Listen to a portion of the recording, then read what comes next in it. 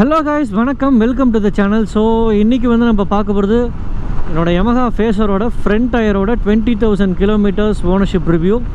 So நான் ஃப்ரண்ட்டில் use பண்ணுறது பார்த்தீங்கன்னா மிஷ்லின் பைலட் ஸ்போர்ட்டி 100/80/17. ஸோ இதுதான் டயரோட ஸ்டாக் சைஸு. ஸோ 100 அப்படின்றது பார்த்திங்கன்னா உங்கள் டயரோட வித்து. ஸோ 80 அப்படிங்கிறது பார்த்திங்கன்னா ஆஸ்பெக்ட் ரேஷியோ, அதாவது எம்எம்மில் பார்க்கும்போது பார்த்திங்கன்னா அந்த 100ல் வந்து 80%. ஸோ அதுக்கு அப்படி கால்குலேட் பண்ணும்போது என்ன எம்எம் வருதோ அதுதான் கணக்கு.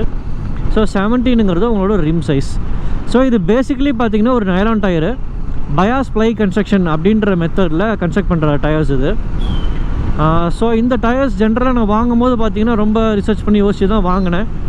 ஆல்மோஸ்ட் ஒரு 25,000 கிலோமீட்டர்ஸ் வந்து தாராளமாக இதை கிளாக் பண்ணலாம், நிறைய பேர் தெரிஞ்சவங்களே பண்ணியிருக்காங்க அப்படின்ற மாதிரி சொன்னாங்க. ஸோ அந்த ஒரு ரீசனுக்காக தான் பார்த்தீங்கன்னா நான் இந்த டயர்ஸ் வந்து வாங்கினேன். ஸோ இந்த டயர்ஸ் வந்து இப்போது எப்படி இருக்குது, என்ன கண்டிஷனில் இருக்குது அப்படிங்கிறத பார்க்கலாம். நான் 20,000க்கு மேலேயே வந்து இந்த டயர் யூஸ் பண்ணிட்டேன். 2018 இந்த டயர் வந்து பார்த்திங்கன்னா நான் இன்ஸ்டால் பண்ணேன். ஸோ அப்புறம் பார்த்திங்கன்னா 2019 யூஸ் பண்ணேன். அப்புறம் பார்த்திங்கன்னா 2020 உங்களுக்கே தெரியும், ஸோ கொரோனா அப்போ எங்கேயும் வெளியே போகலை. அப்போ பார்த்திங்கன்னா டயர் வந்து ஆல்மோஸ்ட் ஒரு ஜான்லேருந்து பார்த்திங்கன்னா ஆகஸ்ட் வரைக்கும் பார்த்திங்கன்னா பைக் பெருசாக எடுக்கவே இல்லை. மிஞ்சி போனால் ஒரு 1500 கிலோமீட்டர்ஸ் ஓடிட்டு இருந்தால் பெரிய விஷயம். ஸோ இப்படி தான் வந்து நான் டயர் வந்து நான் வாங்கினது, ப்ளஸ் வந்து இது வரைக்கும் எவ்வளோ யூஸ் பண்ணியிருக்கேன், ஐ மீன் அந்த டைம் பீரியட் எத்தனை நாள் யூஸ் பண்ணியிருக்கேன் அப்படின்ற ஒரு கணக்கு. ஸோ கிலோமீட்டர்ஸ் அப்படின்றது 20,000 மேலே க்ராஸ் ஆகிடுச்சு. ஸோ இப்போ டயரோட கண்டிஷன் எப்படி இருக்குது அப்படின்றத பார்க்கலாம். ஸோ நீங்கள் பார்த்தீங்கன்னாவே தெரியும். ஸோ டயர் வந்து கம்ப்ளீட்டாக வியர் அவுட் ஆகிடுச்சு. ஸோ க்ரூஸ் பார்த்திங்கன்னா எல்லாமே ஆக்சுவலி போயிடுச்சு. க்ரூஸ் வந்து அதாவது சென்டரில் க்ரூஸே கிடையாது. ஸோ சைடில் பார்த்திங்கன்னா சைட் வால்ஸ் மட்டும் ஏதோ கொஞ்சம் இருக்குது. ஸோ இந்த சைட் வால்ஸ் வச்சு தான் ஏதோ கொஞ்சம் மேனேஜ் பண்ணி ஓட்டிகிட்ருக்கேன். ஸோ அதே மாதிரி இது டயர் பார்த்திங்கன்னா 100/80/17. ஸோ நான் ஸ்டாக் சைஸ் தான் யூஸ் பண்ணுறேன், அப் சைஸோ டவுன் சைஸோ நான் பண்ணலை. ஸோ அதே மாதிரி இது வந்து பார்த்திங்கன்னா made in India tyres, made in Thailand கிடையாது. ஸோ இது வந்து nylon bias ply tyres. So rating பார்த்திங்கன்னா 52P, அதாவது 150 கிலோமீட்டர்ஸ் வரைக்கும் இந்த டயர் வந்து நல்லா தாங்கும். மேக்ஸிமம் லோட் பார்த்திங்கன்னா 200 kgs. ஸோ இப்போ டயர் வந்து எந்தெந்த டெரெயினில் எப்படி இருந்துச்சு அப்படிங்கிறத இப்போ நம்ம பார்க்கலாம்.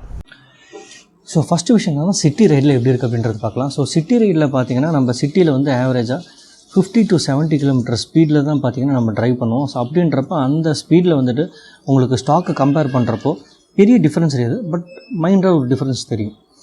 ஸோ சிட்டியில் பார்த்திங்கன்னா வெட் கிரிப்பு அண்ட் ட்ரை கிரிப்பு பார்க்கும்போது ட்ரை கிரிப் வந்து எக்ஸலண்ட்டாக இருக்குது, பிரேக்கிங் எக்ஸலண்ட்டாக இருக்குது. பட் வெட் கிரிப்பு அப்படின்னு பார்த்தீங்கன்னா கம்மி தான். ஒரு வெட் கிரிப் வந்து சிட்டி லிமிட்ஸில் ஒரு ஆவரேஜான பர்ஃபார்மன்ஸ் தான். அதே மாதிரி இந்த டயரில் பார்த்திங்கன்னா இங்கே சென்டரில் தான் பார்த்திங்கன்னா 2 லைன்ஸ் மாதிரி வரும், இதுதான் க்ரூஸு. மற்றபடி க்ரூஸ்னு பார்த்திங்கன்னா இந்த டயரில் வந்து இந்த சைடில் வர்றது பார்த்திங்கன்னா தான் இந்த க்ரூஸ். ஸோ அதே மாதிரி இந்த டயர் பார்த்திங்கன்னா மல்டி காம்பவுண்ட் டயர், அதாவது பார்த்திங்கன்னா உங்களுக்கு சென்டரில் வந்து ஒரு காம்பவுண்டும் சைடில் ஒரு காம்பவுண்டும் கொடுப்பாங்க. ஸோ எனக்கு தெரிஞ்சு இது மீடியம் அண்ட் ஹார்ட் காம்பவுண்ட் தான் மிக்ஸாக இருக்கணும், பட் எனக்கு இது எக்ஸாக்டாக தெரியல. ஸோ சிட்டி லிமிட்ஸில் பார்த்திங்கன்னா ஒரு ஆவரேஜான பர்ஃபார்மன்ஸ். ஸோ சிட்டியில் அதை மட்டும்தான் ஓட்டுவீங்க அப்படின்னா உங்களுக்கு பெருசாக எதுவும் டிஃப்ரென்ஸ் தெரியாது. ஏன்னா உங்களுக்கு சிட்டியில் வந்து ஹை ஸ்பீட் ஸ்டெபிலிட்டியோ கார்னரிங்கோ அந்த மாதிரி பர்பஸ் இருக்காது. ஸோ இதோட ரியல் டிஃப்ரென்ஸ் எங்கன்னா ஹைவே தான். ஸோ நெக்ஸ்ட் வந்து ஹைவேஸில் எப்படி இருக்குது அப்படின்றது பார்க்கலாம். ஸோ ஹைவேஸில் பார்த்திங்கன்னா ஸோ ஸ்ட்ரீட் லைன் டிரைவபிலிட்டி அப்படிங்கிறது எக்ஸலண்ட்டாக இருக்குது. அதாவது பெரிய மைல் கார்னர்ஸ் இருக்குது, ரொம்ப எக்ஸ்ட்ரீம் கார்னர்ஸ்லாம் இல்லை, ஒரு மைல்டான கார்னர்ஸ் தான் இருக்குது. நம்ம நார்மல் ஹைவேஸில் ஸ்ட்ரெயிட்டாக போகிறோம் அந்த மாதிரி இருக்குன்னா ஹை ஸ்பீட் ஸ்டெபிலிட்டி எக்ஸலண்ட்டாக இருக்குது. ஸோ ட்ரை கிரிப்பும் சூப்பராக இருக்குது. இன்னொரு இந்த டயரில் எனக்கு பிடிச்ச விஷயம் என்னன்னா பிரேக்கிங். அதாவது நீங்கள் வந்து பிரேக்கிங் ரெஸ்பான்ஸ் வந்து எக்ஸலண்ட்டாக இருக்கும். நீங்கள் ஹை ஸ்பீட் ஆகட்டும் லோ ஸ்பீட் ஆகட்டும், பிரேக்கிங் வந்து ரெஸ்பான்ஸ் வந்து எக்ஸலண்ட்டாகவே இருக்கும். ஸோ இதோட பிரச்சனை என்ன அப்படின்னு கேட்டிங்கன்னா ஹைவேஸில் வெட் கிரிப். ஸோ மழையெல்லாம் பெய்யுது அப்படின்னா ஸோ அந்த டைமில் வந்துட்டு உங்களுக்கு ஃப்ரண்ட் எண்ட் வந்து கொஞ்சம் வாபுள் ஆகும், கண்டிப்பாக வாபுள் ஆகும். ஸோ இது வெட் கிரிப்பில் மட்டும் இந்த பிரச்சனை கிடையாது. ஸோ வெட் கிரிப்பில் வாபுளிங் இருக்கிற மாதிரியே கார்னரிங். ஸோ நம்ம கார்னரிங் போகும்போதும் பார்த்திங்கன்னா கார்னரிங்கில் வந்து அந்த வாபுளிங் வந்து இருக்குது. அதாவது வண்டி இப்படி போகுதுன்னா வண்டி இப்படி அதாவது வண்டி வந்து கார்னரில் இப்படி கரெக்டாக ஸ்மூத்தாக போகணும் அப்படின்றப்போ என்ன ஆகுனா வண்டி இப்படி போகும், இப்படி லைட்டாக வந்துட்டு வண்டி வந்து இப்படி லைட்டாக உதறிட்டே போகும். ஸோ அது வந்து இந்த டயரில் வந்து எனக்கு ரொம்ப ரொம்ப பிடிக்காத விஷயம். ஸோ கார்னர் கிரேவிங்காக இருக்கவங்களுக்கு கண்டிப்பாக இந்த டயர் வந்து செட் ஆகவே ஆகாது.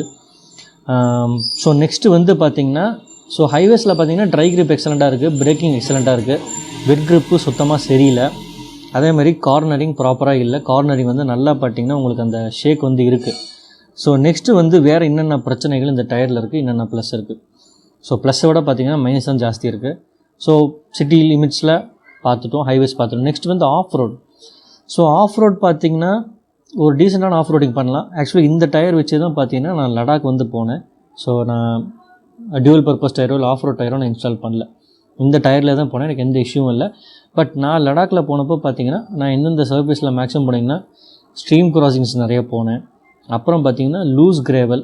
ஸ்லஷ்ஷுங்கிறது எனக்கு நிறைய இடத்துல இல்லை, ரொம்ப கம்மியாக. ஸ்லஷ்ஷுங்கிறது பார்த்தீங்கன்னா மேபி ஒரு 2-3 டைம்ஸ் அந்த மாதிரி தான் இருக்கும். ஸ்லஷ் நான் அதிகம் ஃபேஸ் பண்ணலை ஆக்சுவலி. ஸோ ரிவர் ஸ்ட்ரீம்ஸில் ப்ராப்பராக போணுச்சு. ஸோ ட்ரை சர்ஃபேஸ்லேயும் ப்ராப்பராக இருந்தது, அப் ஹில் டவுன் ஹில் எல்லாமே, அதெல்லாம் ஒன்றும் பிரச்சனை இல்லை. பட் கார்னரிங் அப்படின்றப்போ நான் லக்கேஜ் பார்த்திங்கன்னா ஜாஸ்தி வச்சுருந்தேன். ஸோ கார்னரிங்கில் நான் சொன்ன மாதிரி அந்த இன்ஸ்டபிலிட்டி இருந்தது. ஸோ கார்னரிங்கில் இன்ஸ்டபிலிட்டி இருந்தது, அந்த உதறல் வந்து கண்டிப்பாக இருந்தது அப்படிங்கிறது தான் நான் சொல்லணும்.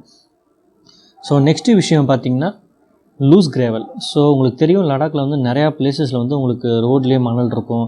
அப்புறம் இந்த சாண்ட் டியூன்ஸ் ஏரியாலாம் பார்த்திங்கன்னா ரோட்டில் அந்த மணலுங்கிறது சாதாரணமாக இருக்கும். ஸோ வந்து லூஸ் கிரேவல் எப்படி இருந்துச்சுன்னு கேட்டிங்கன்னா, லூஸ் கிரேவலில் வந்து கண்டிப்பாக இது உங்களுக்கு பயத்தை கூட கொடுக்கும் சில டைம்.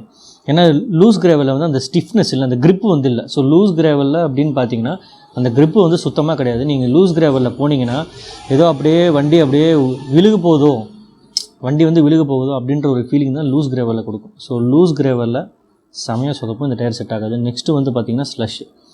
ஸோ லடாக்கில் இல்லைனாலும் மற்ற சில ட்ரிப்ஸில் பார்த்தீங்கன்னா சின்ன சின்ன ஆஃப் ரோட்ஸ்லாம் போயிருக்கேன். ஸோ அங்கே ஸ்லஷ்ஷில் வெட் கிராஸு ஸ்லஷ் இதெல்லாம் பார்த்தீங்கன்னா செம்மையாக கொத்துட்ருச்சு. டயர் வந்து உங்களுக்கு grip ஸ்லஷ்ஷில் வந்து 0 gripன்னு தான் சொல்லணும். ஸ்லஷ்ஷில் வந்து grip சுத்தமாக இருக்காது, உங்களுக்கு வண்டி ஏறவும் ஏறாது. இன்கேஸ் ஒரு அப்கில் மாதிரி இருக்குது அப்படின்னா ஸ்லஷ்ஷில் வந்து வண்டி ஏறவே ஏறாது, நல்லா சீக்கும். ஸோ ஸ்லஷ்ஷு, லூஸ் கிரேவல் இருக்கிறதுலே worst grip அப்படின்னா கண்டிப்பாக இந்த மிஷ்லின் பைலட்ஸ் போட்டி தான் நான் சொல்லுவேன். ஸோ 20,000 கிலோமீட்டர்ஸில் டோட்டலாக வேர்ன் அவுட் ஆகிடுச்சு. ஸோ நிறைய பேர் என்ன சொன்னாங்கன்னா 20-25,000 ஈஸியாக போகும் அப்படின்னாங்க. பட் என்னோடய யூசேஜுக்கு 10,000 கிலோமீட்டர்ஸ் வரைக்கும் நான் சொல்கிற இந்த விஷயங்கள் எல்லாமே, அதாவது ட்ரை கிரிப்பு எல்லாமே பார்த்தீங்கன்னா 10,000 வரைக்கும் ப்ராப்பராக இருந்தது. சுப்பீரியர்னு சொல்ல முடியாது, ஒரு டீசெண்டான பெர்ஃபார்மன்ஸ் அப்படின்னு சொல்லணும். ஸோ 10,000 to 15,000 வந்து அந்த வியர் அவுட் ஜாஸ்தி ஆரம்பிக்க பெர்ஃபார்மன்ஸ் நல்லாவே டிகிரேட் ஆச்சு. அது ரொம்ப வந்து விசிபிளாகவே தெரிஞ்சது வண்டி ஓட்டுறப்போ.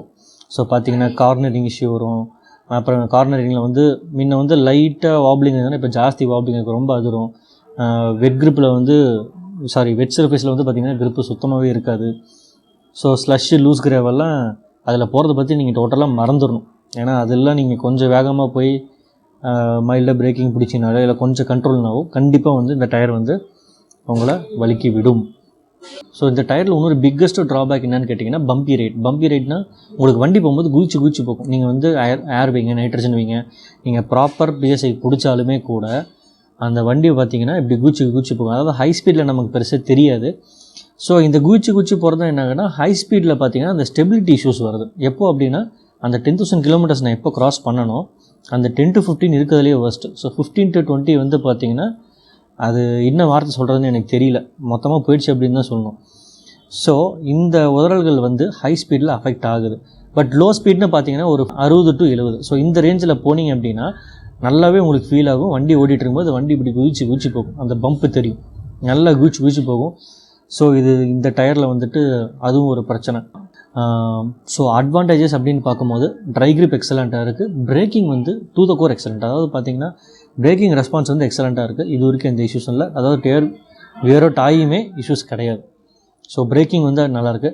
பட் இதோட வேர்ஸ்ட் பார்ட்னு பார்த்தீங்கன்னா நிறையா இருக்குது. அட்வான்டேஜஸ் 2 தான். இந்த டயரோட பிக்கஸ்ட் அட்வான்டேஜ் அப்படின்னு பார்த்தீங்கன்னா இந்த பிரேக்கிங் ரெஸ்பான்ஸ் தான்.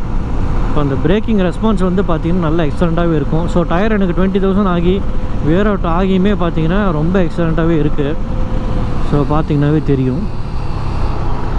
ஸோ பிரேக்கிங் இந்த டயரில் பிக்கஸ்ட் அட்வான்டேஜ். மற்றபடி இது 2 தவிர நீங்கள் எந்த விஷயம் எடுத்தாலும் டயர் லைஃப் ஆகட்டும், ஸ்லஷ்ஷில் ஓட்டுறது, loose gravel, off road, cornering, இது எல்லாத்துலேயுமே பார்த்திங்கன்னா இந்த டயர் வந்து கண்டிப்பாக டிசப்பாயிண்ட் பண்ணும்.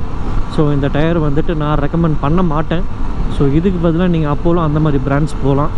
ஸோ அது என்ன டயர்ஸ் போகலாம் அப்படிங்கிறத நான் உங்களுக்கு வேறு வீடியோவில் சஜஸ்ட் பண்ணுறேன். தேங்க்ஸ் ஃபார் வாட்சிங். பை.